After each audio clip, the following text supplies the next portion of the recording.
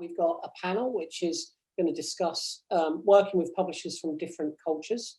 It's quite a large panel, so there are a number of people being patched into this conference. It's going to be hosted by Dave. Hello, Dave. How are you? Hi, Stu. I'm well. How are you?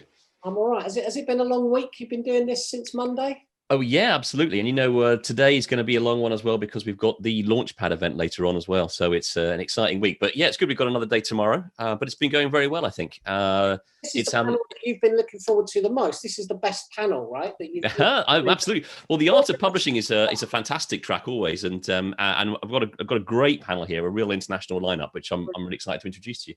Okay, well, I'll get out of the way then, and I'll let you introduce your fantastic panelists. Great, thank you. Thanks, Stu. Welcome, everybody, and I hope you're enjoying the Art of Publishing track so far here this morning at Pocket Gamer Connect's Digital 4. We have a great panel here. Well, I have, as Stu said, I've been very much looking forward to you, and it's my pleasure to introduce them. So the panel you're watching now will go for about 40 to 50 minutes. We've got plenty of questions lined up, but also if you are watching this and you have questions for our panelists, please do drop them into the Q&A box at the bottom of your Zoom window, and I'll curate those and put them to the panelists later. So this is the working with publishers from different cultures panel. In 2020, it truly is an international games industry. It's what are we talking about now? The latest newsy figures: $170 billion potentially international games business. And the barriers to entry and publishing have never been low. We've been talking about it a lot this morning, but you know, you can develop a game anywhere in the world, press a button and have players on the other side of the planet playing your game. But that also makes it not only more competitive, but also means that you have to be mindful of the different territories where your game might be placed. Not just language, there's regulations in every country, possibly even cultural differences that you have to be mindful of when releasing your game. So we've assembled a great panel of people with insight from all over the world. It's my pleasure to introduce them, and I'm going to put some questions to them about, well, what the local market is like, what publishing looks like in their region. So I'm going to introduce them. I'm very happy to have here. I've got Guillaume from Plugin Digital. I've got Justin from Lumikai Fund. I've got Douglas from LudiqueWorks. I've got Ioana from GameAnalytics. I've got Joseph from Play Araby, and I've got Rotem from Crazy Labs. I want them to say a little bit about themselves now. So what I'm going to do is I'm going to bring them in. Joseph, let's start with you, if you don't mind. Can you just say a little bit about yourself? What role you have, your company, and which territories you primarily do business in? And we'll go around. Let's start with you, Joseph.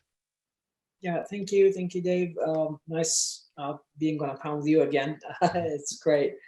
So I'm Joseph from Play Araby. We are a publisher that focuses on the MENA region, specifically the Arabic-speaking markets. So I'm one of the founders, currently the CEO of the company.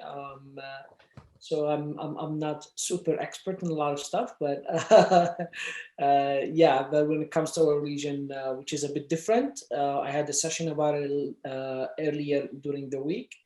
So yeah, happy to be here. Great, thanks, Joseph. Fantastic. And Justin, what about yourself? Can you introduce your role and where you're based and where you operate? Sure, thanks, Dave.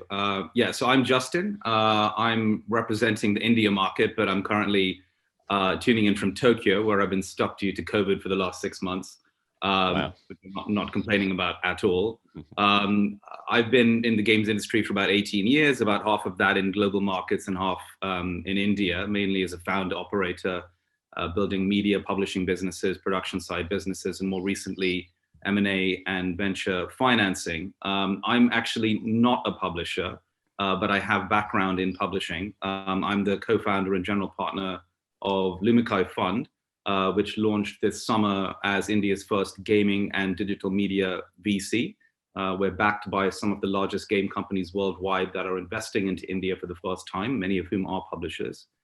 And very glad to be here with you guys. Great, thank you. And in fact, all experience are relevant. I think everyone here has a slightly different background. And in fact, for the people in the audience watching who maybe are developers or publishers, insight from all areas of the games business, I think will be relevant. Guillaume, let's go to you next. Can you tell us a little bit about yourself and your role and your territory? Sure. I'm the head of publishing for Plugin Digital. That means that I do manage both our publishing branch with Dear Villagers right here, and we announced a new label last week, which is called PID Publishing. So mainly I'm managing publishing for PC, console, and mobile games on Western markets, so Europe and the US mostly, and we also have a division in China because China is a very specific market. So we opened a subsidiary there, so we are able to work there. That's great. Yes, China. I'm sure we'll talk about China later on. Fantastic. Thank you, Guillaume. Douglas, let's go to you next. I'm working my way around my Zoom screen, and I know it's probably different for everyone the way that they're organized. So, Douglas, I'll come to you next. So, what's your role, and what territories do you work in? Thanks, Dave. My name is Douglas Ogeto. I'm calling in from Nairobi, Kenya. I'm a co-founder and CEO for LudiqueWorks, which is Africa's favorite video game publishing company. Our market primarily for now is Africa, where we are sector agnostic, supporting any game developer building mobile, PC, or console game. But my background really is in business advisory, education, and mostly, business development. So happy to be here and looking forward to sharing more about the insights from this lovely part of the world. Perfect. Thank you, Douglas. And yes, so Ioana, I'm coming to you next, if I may. So you're from GameAnalytics. Yes, tell us a little bit about your role and where your territories are. So I'm the CEO of GameAnalytics. We work, so far we've tracked more than 100,000 games globally.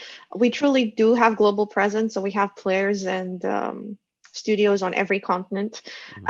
With, of course, there's a certain distribution, but APAC, for instance, is to us equal to Europe and the US in terms of size. So, and again, but we also see studios in Latin America, in Africa, in the Middle East, and so on. So I think we kind of capture a bit of what's happening all over the world and have a global perspective, but I wouldn't say we're experts on any individual region at the same time. Where are you zooming to us from today? Are you based in London? Yeah, I'm based in London, and the GameAnalytics team is split between London, Copenhagen, and the world right now as we're becoming more and more remote. Absolutely. Thank you. And then Rotem, I'm coming to you last of all. Last but not least, can you tell us a little bit about your role and where you operate? Of course. So my name is Rotem. I'm a publishing manager here in Crazy Labs. I've been working in the gaming industry for about 8 years, and I'm a gamer since I'm a child. The company itself publishes games all over the world from studios all over the world. And of course, we have global presence. Our main offices are based in Tel Aviv, which is where I am now. We also have offices in China, Macedonia, Germany, and Ukraine. And we also have gaming hubs in India and Israel. The gaming hub in India is the one that gave us our latest success, which is Acrylic Nails. You can see it in the top charts basically since September. So we're publishing games from all over the world. And of course, we distribute it to everyone. Absolutely. Well, that's great. Thank you very much for introducing yourselves. Lovely to have you all here, and a real international insight into it, which just goes to show, as so many have said here, that companies have international interests. That's very much the case. But let's talk a little bit about the games markets in your region then. We have potentially people in our audience today who are working on a game and want to publish it in another part of the world. Let's talk about the kind of relative sizes of markets and where success can be found, because there's a lot to get around. What I'd like to do is dive into my first question and just ask: can you give a little bit of an indication of how big the market is in the territories where you operate? Those who operate in a number of territories, maybe feel free to give us a broader overview. But how big is the market? And an additional question: has it been affected by the COVID crisis? And I'm going to put those two together because that's something that comes up. So I tell you what, Joseph, I'm going to go and dive into your region first. Can you give us a little bit of oversight into how big the market is then in the MENA region? And has COVID changed that? Well, that is has COVID changed? That is a very interesting question. So it is known to be the fastest growing market in the industry, and a lot of reports are mentioning that. it is very hard for me to put a number on it because it's very interesting. Some people were reporting anywhere between $2.3 billion on digital up to 6.8. That's a very big range, which basically tells you we don't have reliable data. But that's sad but true. I like to to just look at that at the point that it is growing very, very, very fast. Yes, it has been growing rather faster recently, according to a Nuzu report, affected by COVID. However, in what we work with in Play Arabi is mostly mid-core and hardcore games, and I think if you look at the personality of that player, these people, they were already very dedicated to playing games before the COVID, and it's pretty hard to recruit them. However, we see a lot of new gamers coming, so which definitely increases the size. So it did get a positive effect, some sort of in terms of size, but most of these are new gamers. Yeah. Okay, that's interesting. The fact that it's brought in new gamers is interesting. Yeah, I've heard it said that MENA is the potentially the fastest growing region in terms of gamers in the world. We have some dedicated content about the MENA region tomorrow morning. So I'll be back again for that. So maybe we'll see you there. So let's talk about actually Douglas. I'm interested in talking about the market where you are. You're based in Nairobi there. Just like I asked Joseph, can you tell us what the market's like in your region? How big is it, and has it been affected in 2020 by COVID? Thanks, Dave. So, excuse me. Yeah. So we have been affected by COVID, but possibly in that more positive kind of way. We've seen more people get into gaming. More people have been trying to figure out, other avenues for entertainment. So we're happy to say that, we're seeing more interest in gaming. What gaming has to offer. In terms of how big the market is, I'd say it's probably shy of 1 billion right now, if it hasn't been crossed. Just like Joseph, Africa is usually paired with the Middle East, but slowly we believe that, with time, Africa will be able to stand by its own. I'm happy to say that, unlike other continents, Africa is unique in the sense that as of 2019, we have seen over 477 unique mobile subscribers. In terms of people who actually have mobile phones, 272 of this are mobile internet users.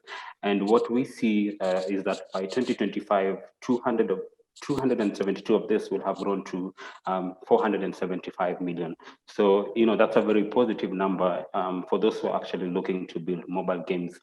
I'm happy to say that 27% of these connections will be on 4G, with 3% being estimated to be on 5G. And one interesting outlook is that by 2025, Africa will also have the largest number of youth under 25 years. So if we take the demographics of the number of mobile users, the young people, and the games being building, then this is definitely something that will lead to the growth of mobile gaming, but also mobile gaming on the continent. Yeah, absolutely. That's interesting about the demographics. Let me go to Guillaume next. Again, can you give us a little bit of an introduction to the market in your region, its size, and how it's changed this year, perhaps? Well, I can tell you specifically about France because we actually have a study that was published last week by the CEL, which is the French Union for companies working in the video game industry. Actually, it shows that 30% of people played more during COVID than before. And I would say what's more interesting, almost 40% of those people said it was a way for them to keep contact with their friends. So right. Yeah. I think that's always a nice thing to say about our industry. It's also about playing together. And for us, I would say globally, because we have global number, we are selling mostly in Europe and the US, and also in some Asian markets. And we globally saw like a 30% raise of our sales compared to last year during the COVID. The Q1 and Q2 when people were locked at home. So we've seen a clear rise of people playing games. That makes sense in some way. And compared to other industry, I talked to a lot of my friends. We work in other industries, and we are kind of lucky because many people suffered of these situations, but in the video game industry, we cannot complain because we are kind of beneficiary of this context. Yeah, absolutely. I think the games industry and perhaps streaming TV as well have been beneficiaries of the situation. But as you say, for positive reasons, I think, as keeping people together. Let's go over to Tel Aviv and Rotem. What about in your region? Now you're based in Tel Aviv, but to give us an oversight into the size of the market that you operate in, and again, I'm assuming it's been affected positively by COVID, but any insight you've got there would be good as well. Yeah, so we're in the stitch between Europe and the Middle East. Basically, we are based in the Middle East. We don't see a huge activity of at least hyper-casual gamers in this area. Most of our sales, of course, are coming from US, then Europe, and of course, Southeast Asia. We do have a big industry in terms of gaming in Israel. We have big companies like Playtika and Plarium, and of course, the hyper-casual studios that are popping out. As gamers ourselves, we still wake up every weekend and play with our friends on PC games online, and that's been very fun. Regarding of the COVID effect, so of course, like everyone, we did see initially big jump in downloads and of course organic downloads starting late March into early May. After that, we did see a bit of a regression back to the average. We can guess that, you know, when people use less of time in the bus or standing in lines and they don't have these spare 5 to 10 minutes to play hyper-casual games, they use it less. Personally, if I have a spare 2 hours now, I wouldn't play a hyper-casual game. I would play a PC game, something more heavy. But we did see that, of course, regressing back to the numbers that we see. The major, you know, benefit of us turning to non-gamers is that we have specific game times when people play. So if it's waiting for something or having spare 10 minutes or watching TV, Netflix, we did see an increase in correlation between these points in time where people used to watch TV and play hyper-casual games. And of course, you know, we can't complain too much that, you know, of loss or gain of users and value, since the gaming industry was one of the major beneficiaries of this COVID-19 pandemic. Yeah, that's interesting about how people's playing behavior has changed. You're right. Those territories where there's a big commuting culture, they've seen a change in the way people, you know, play, maybe previously played games there. But yeah, second screening in front of Netflix or something has gone up, right? And certain types of game have benefited. Yes. Justin, is that true of the Indian market where you're an investor? What's the size of the market there? Can you give us a bit of an overview and how COVID's affected it?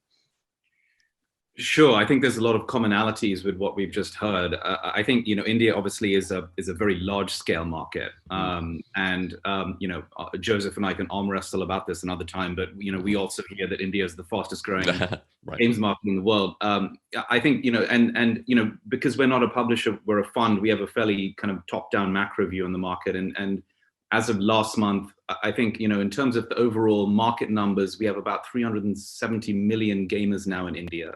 80% of those are mobile. It's a mobile first market driven by Reliance Jio and 4G. The rest is split between PC and console. In fact, this year, India overtook the US to be the second biggest game download market in the world with 6 billion downloads. So it's number 2 after China. So we have massive scale. The flip side, of course, is monetization has traditionally been low. We're seeing signs of that changing. We can maybe come on to that later. Yeah, definitely. In terms of COVID, again, it's really around the sociology of the country. You know, broadly, and we've spoken to 300 game companies just this year. And so just based on that sample size, you know, we've seen an increase in usage of between 30 to 70%, depending on the genre. And again, this is kind of tied into the sociology of India. And I think for Indians specifically, and India's been hit pretty badly by COVID. So we're seeing, people coming back home, going back to their hometowns. Family culture is very big in India. We've seen 1,000% increase in searches for multiplayer social games, games with family, games with friends. And so, I think specifically for us, we've seen a massive spike in the number of downloads, engagement, and also just exploration, as it's an adoption market at the moment, specifically in social and multiplayer games. Right. And I think that's interesting because, even though we have a large number of gamers, 300-400 million now, there's still another 300-400 million to go. And so, India is kind of in an adoption phase at the moment, but I think the result of COVID has been that, the speed of adoption has increased. It's an acceleration story. And, with that, the social graph is being built out faster. So I think, broadly, size of the market, obviously massive scale. There's also, it's an increase in certain genres, I would say more focused around social gaming. Mm-hmm. And I think, more broadly, I think that's having really interesting, and, this is again, a kind of a separate discussion perhaps, but we're seeing some really interesting new genres pop up in social specifically, which are quite unique, I think, to the Indian digital sociology, because, India, again, we don't have a culture of gaming that stretches back to 2D, 3D. We did get introduced to gaming over 20 years. Most of these 300-400 million gamers kind of came online in the last 2 or 3 years. They were introduced to gaming, social media, Facebook, WhatsApp, TikTok, all at the same time. And so the proclivity of Indian gamers to be social right from day one is, I think, a lot higher than in other cultures. And that's something I think that's quite unique about India. That's fascinating, and absolutely, I didn't realize that it was such a recent introduction to gaming for so many people. Because obviously, I'm based in the UK. I'm zooming to you from about 100 miles outside London, and my experience is that people have had a game culture here since the 80s, kind of thing, and there's a big kind of console experience here. Yeah. So what I'm going to do, I'm going to come to you, Ioana, and with GameAnalytics, perhaps a little bit of an overview of everywhere. Is your experience of all the different territories that you operate in match what's been said here? We've discussed some commonalities there. What's your sense of the market and how it's been affected by COVID and the sizes of what people have been talking about? Yeah, so we saw changes kind of happening with COVID. So as COVID swept, let's say, from east to west, then there was this following wave of new gamers coming into the market. The impact was interesting. I would say it's something that's been said already and that I would echo is that behavior of existing gamers didn't change that much, but there were a lot of new gamers coming in, which led to a significant increase of total time spent playing in the industry. So it was, I think, about 30% at the peak of the lockdown in March in kind of Europe and the US. It was happening at the same time. And we did see like similar impact in APAC, but that started earlier.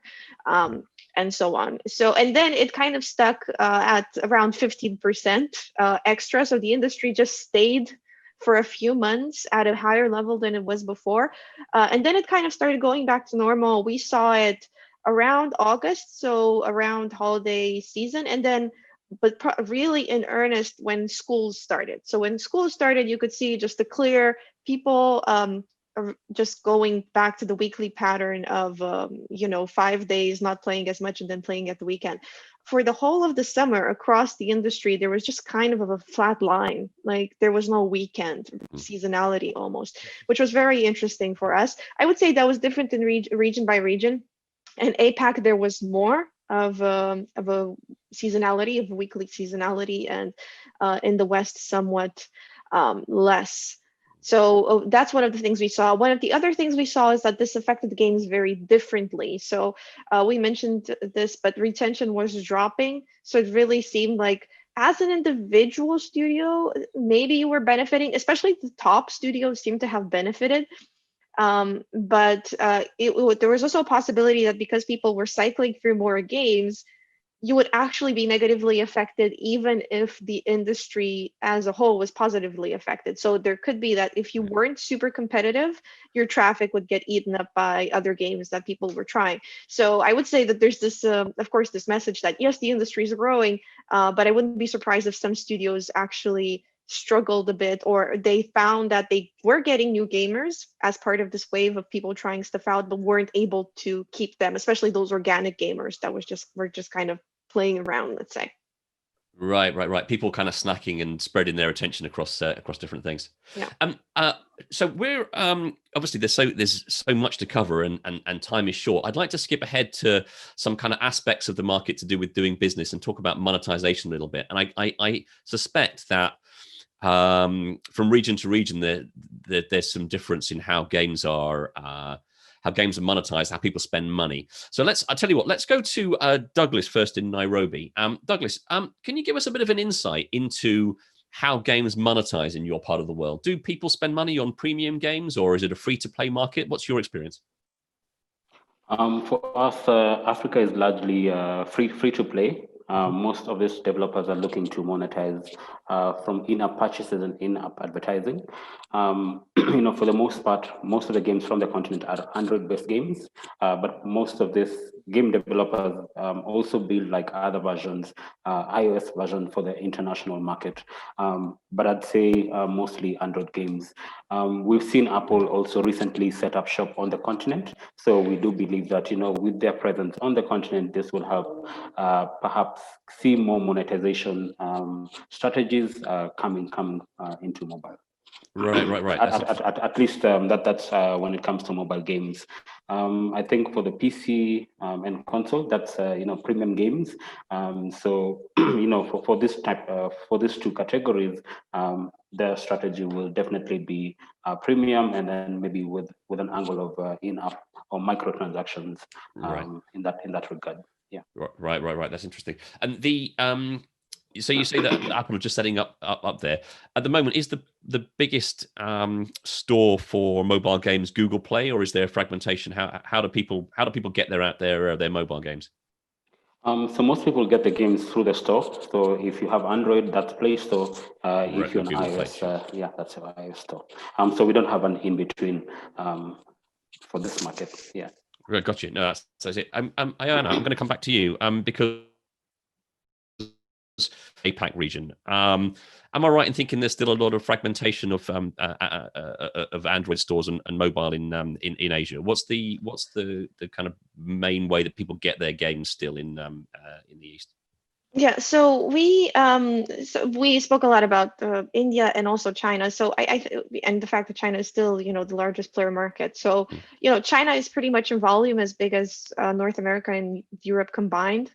And together, I think only China and India have more than 1 billion gamers right now. So just getting those two markets right is just massively important. In terms of China, the majority of the market is on Android, and the majority of studios and publishers are not on Android in China, which is a big. It leaves a big gap, right? There are about 500 million mobile gamers on Android in China. Of course, these people are playing. Of course, they have games, and some publishers and studios in the West are experimenting with this. But it's not been, I think, yet truly done in a meaningful way. We can see this move with people now setting up offices, starting to hire locally, and starting to go after this market. What we know is that in general, for platform providers, like all the other Android stores, the Huawei's, Xiaomi's, Oppo's, OnePlus, and so on, the way that gap of content was filled was essentially by copycats. So people would see like a successful game in the West, copy it, release it on Android in China because the publisher wasn't doing it themselves. And it kind of led to this thriving copycat market. And then, you could even publish some of these copies back in the West and so on. I would say that kind of getting an ownership of that market is probably the next big thing in the industry. Like you can tell people are setting up shop, and like the next area of competition is over there in this space. But it's very difficult, primarily due to the monetization. So all of these different platforms have different monetization services. they're not all supported, by current mediation tools and so on necessarily that people use. So it requires adopting a whole other tool set, essentially, to just monetize Android players on non-Google Play stores in China and to measure them. So the other thing is that, of course, attribution is a lot different. There's no standard Google ID that people can refer to. And this means that tracking is done somewhat different in that industry as a whole. So it's important to also consider that you won't be able to monetize, you also won't be able to measure in the same way. And having a dedicated team is very useful to get a handle on that.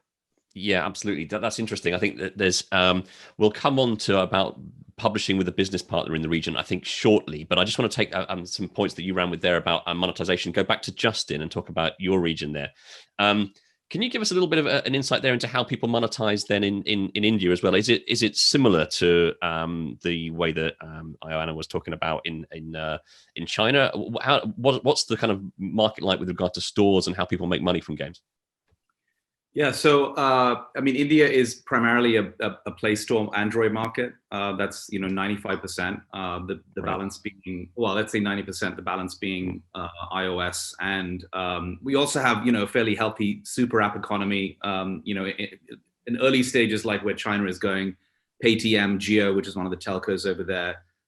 We also have a pretty healthy side loading market around a category called real money gaming. I don't know if you guys have this in your territories, but real money gaming is, a multi-billion-dollar gaming industry in India where it's kind of like skills. You basically have people wagering, 5 or 10 rupees. That's like maybe 50 cents or 10 cents on the outcome of a game.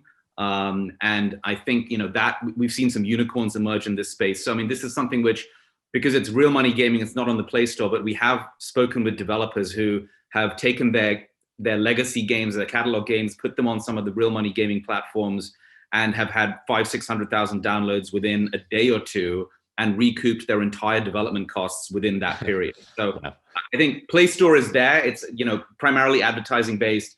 There is an increase in in-app purchases. I think it's very broadly, I think, an advertising market still, but if you're building with some of the more sophisticated game metas, you really understand how to integrate IAP into your game design, then some of the studios we're looking at have maybe 30-40% IAP, but broadly it's still advertising. But RMG is something which we're seeing a lot of developers now monetize very quickly through, and that's not on the Play Store, that's not on iOS. That's interesting. That's very interesting. Do you know what? I'm hearing lots of topics here that I think we should probably come back to in a pocketgamer.biz article for reasons of time here. So we'll talk about that. Joseph, I'm just going to come over to you. You mentioned at the top of this panel about maybe some lack of data, perhaps in the region, which makes it hard to track these things. But what's your experience of monetization then? How does a game launching in the MENA region primarily monetize, or what your experience there? So while the MENA region is one region altogether, it's also divided into sub-regions in our focus. So there is parts of North Africa, and even we treat Egypt differently from the rest of North Africa. There's GCC, there's Levant, and each monetizes rather differently. Most of the revenue generated and that people generate from the region is coming from the GCC. GCC would be countries like Saudi Arabia, Kuwait, UAE, Bahrain, Qatar, and Oman. These are the GCC countries. In there, you make money by in-app purchases. Basically, it's close to 80% in-app, 20% ads. And an example would be Saudis being reported to have an average per paying user of over $270 for that, and we're seeing it in our games. So it's a place where you make money from in-app purchases. Other countries have lower GDP per capita, less ability to make purchases sometimes, or less technology and all that. It makes it harder, and ads is a good way to make money. Still, you would make most of the revenues in the GCC. Basically, when it comes to premium hasn't done very well in our region. Right. I would say specifically because you cap premium with $2, $10, $20 maybe, and you obviously can make a lot more using free-to-play business models. Another interesting thing, we still have rather low conversion rates. So the high RPPUs is actually very helpful in a region with somewhat low conversion rates, which is why is flipping the entire site towards in-app purchasing rather than advertising. Because again, yes, lower conversion rate, but a lot higher average revenue per paying user results in actually making more money in app purchases. Right, that makes sense. And you're geographically quite close, Rotem, but the market is different. What is your experience the same though? What's your experience of monetization, and what advice do you have for people about how to make money in your region? So first, our region is, if you're looking at our country, it's very small. It's about 8 million people. So I wouldn't trust it as a major fund for monetization. Mm-hmm. We do mainly see people monetizing through ads.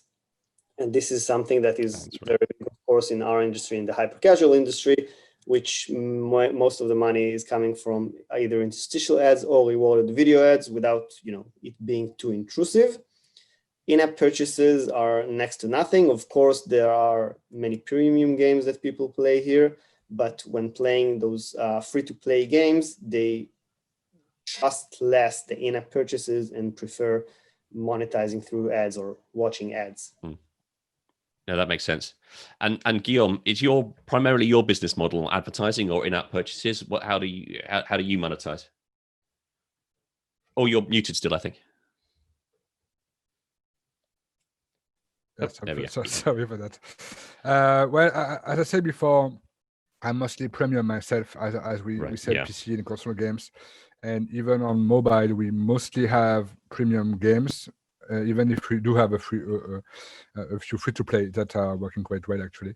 But I would say on my side, premium is the clear and obvious way. And on the French market, to be specific with that, I would say consoles in value is still the main market for video games. Also because you can't the console itself, so it had the value to the market.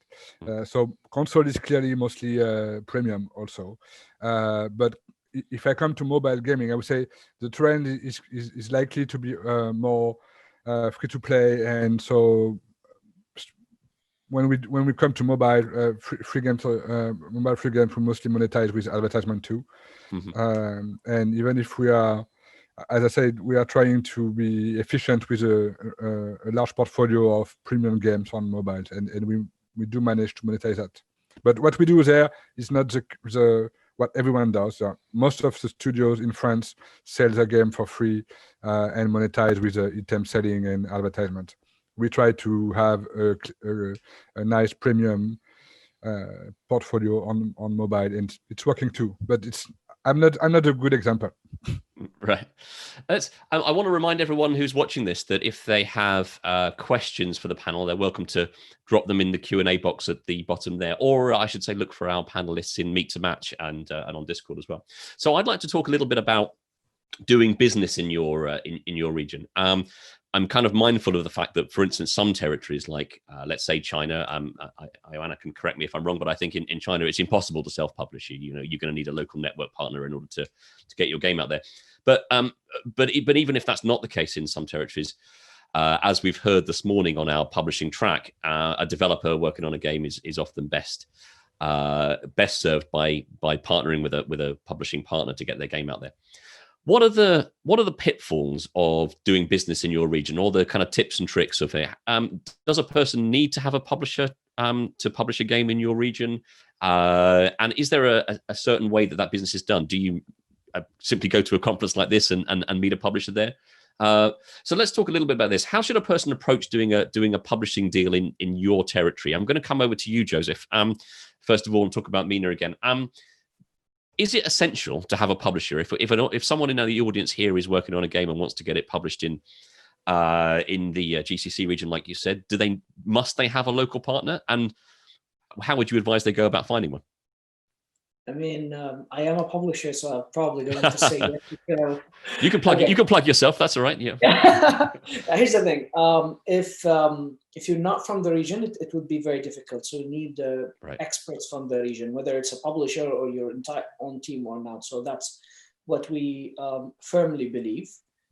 Of course, that means a publisher can generally be a great partner, whether it's in publishing or co-publishing. And there are a few active in the region, including ourselves, Babel, Stillfront's Babel and Tomatum, that are actively publishing in the region with the different games and different focuses. You can reach any of these publishers in conferences or even reach out to them.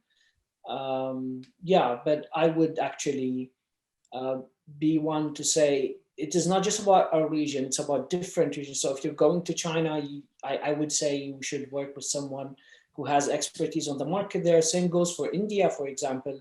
If we ever want to go to India, I don't think it is reasonable to do that without having actual regional or local partners. Same goes for Latin. So I'm someone who believes that while you can have a great success as a global game, if that game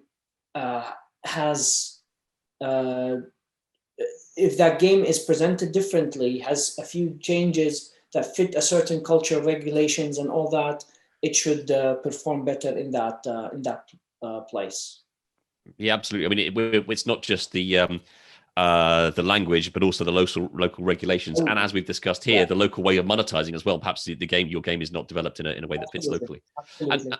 And Douglas, from your experience, you spoke a lot about the growing African market. If someone had a game that they wanted to bring to your region, again, is the region receptive to games published outside the territory, or is a local partner essential? I'd say both options work. Currently, at least for majority of the continent, is English speaking. So if either you are a self-publishing, or you are a publisher, you could either work with a local partner, at least to help distribute within the continent. But also, given that majority of the continent is English speaking, means that adoption is actually quite much more faster. Because the continent is a bit segmented into, most of Sub-Saharan and West Africa is English speaking, and then a bit of west to the north, that's both English and Arabic, and then we have like a small Portuguese speaking French when you move down south. So depending on what genre and what language you're publishing, will determine what option you're able to take. But if it's for the most part English and French, then one has the option of either publishing with a local partner or publisher, or then doing it yourself. Yeah, that makes sense. So there really isn't much of hindrances. It just depends on what your strategy is at that particular point. Yeah, absolutely. Justin, we mentioned there about the market languages. The Indian market for games, just out of interest, is it receptive to English language games, or is there a lot of localized language gaming going on? And also, if you could maybe speak to how someone should go about publishing in your region. Is it best to approach a local publisher, and if so, what best advice do you have about finding that? Yeah, so I think to your first question, India is massively diverse in terms of population, culture, language, and obviously very large scale. So broadly, I think we divide it into T1, T2, T3. T3 you can kind of forget about, but like T1 is a kind of urbanized, middle class, sophisticated user. 8 out of 10 of whom are gamers. They speak English. They are very receptive to Western content and global content. That's not just in gaming, that's just generally. They watch Game of Thrones, Star Wars, Marvel movies, etc. And if you look at the 7 out of the 10 top grossing games on the Play Store, it's a lot of the usual suspects. PUBG, which has been phenomenally successful in India, etc. Right. Gardenscape, Supercell. So I think there's no barrier to entry for accessing that tier 1 audience, which is about 10%.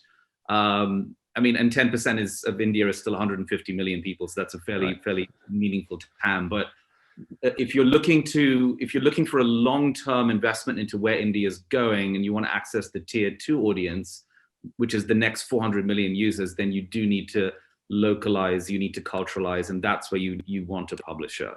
And we talk about in India the 4 gods, the 4 touchstones of India being, A, B, C, D: astrology, Bollywood, cricket, and deities. And you don't have to build games around that, but if you see what PUBG's done, they've come in and we have Diwali tomorrow, the Festival of Lights, and they've created an entire battle pass around fireworks and whatnot. And so they've culturalized their game very carefully. And I think for that, you either need to, if you are at scale, you can hire, you can build, but ultimately, I think most developers won't be there. But you will, I think, if you have a long-term horizon for India, which you should, given the scale of the market, you may want to think about a partner. And there's a raft of really great publishers at different scales. You can talk to Nazara, you can talk to Go Live. You guys are welcome to hit me up on the matchmaking tool, or just drop me a line directly. And if you have a game, I'm happy to put you in touch. I mean, so I'm giving you kind of the agnostic view because we're not a publisher. But yeah, there's plenty of options. No, that's great. I appreciate that we're kind of coming to the end of our time here. I'm going to carry on until Stuart throws me off. I had a couple of questions from the audience, and I realized that I didn't get there to Guillaume or Rotem, particularly on that instance there. But I will just very briefly there before I put these questions to you, Rotem. In Tel Aviv then, and in the Israel region, is it the same? How should a person go about publishing a game in your region? Is it a simple case of finding a local publisher? And do English language games fare well in that region, or do they need a heavy amount of localization once you've got a partner? So the vast majority of the country, again, it's a very small country, so I wouldn't go further in localizing it, but the vast majority does speak English very well. Most of the games that are turning here are in English.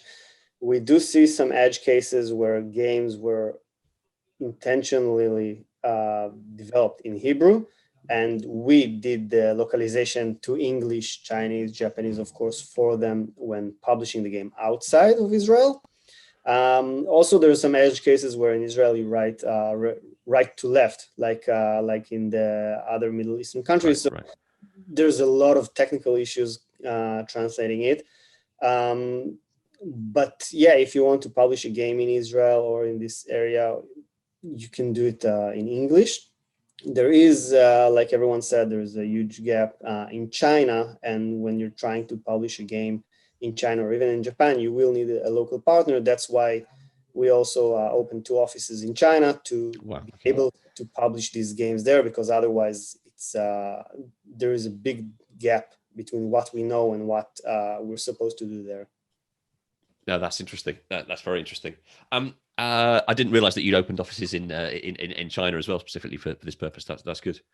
What I'll do is I'll come to Guillaume finally just for a question for you, and I'm going to just take a different question here while we kind of reach the end of this. What are the big challenges that you think you're going to face in the year ahead? That could be specific to the games industry. It could be social, it could be political, it could be industrial. But what are you kind of preparing for in the year ahead as you publish internationally? Oh, so you start with me with a hard question, right? Sorry, we're running out of time. I've got to start somewhere. Just to give a French insight also, in France you need to localize in French. Right. Okay. That's good. If you go to the app stores, most of the game unlocalized are filled with comments that you need to put that in French, and you have like 200,000 comments on that. So that's what for the. Yeah, actually, sorry, I'm going to interrupt you because on that question, are there regulations in France about having products available in French? No. Okay. No, not on the store. So you can release the game in any language, but if you want success, you need French, and you probably need good French, but because we see many games translated, very poorly.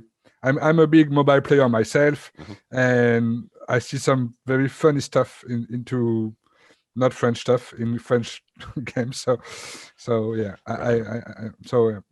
But yeah, that's a fair point. I think I think it's a fair point because actually, I think developers should realize that another advantage of a local partner is good language use, right? And localization, because it's. But what works for France also works for Germany, actually, because most of people say, first feeling is where German people speak good English, but there's a huge difference in sales if you go with a localized German version.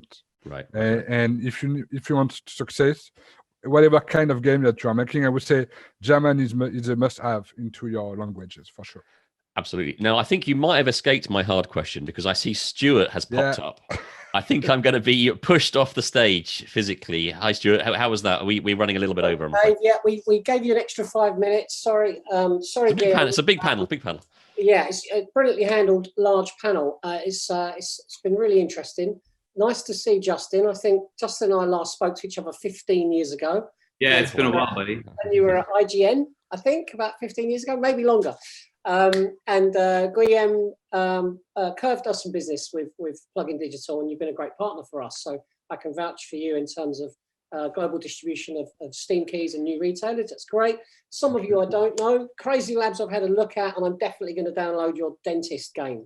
I'm definitely up for that. But thank you very much. It's been an absolute pleasure. And we're going to move on now. So I'm going to say goodbye to all of you. Thank you to my panel, and thanks, Stuart.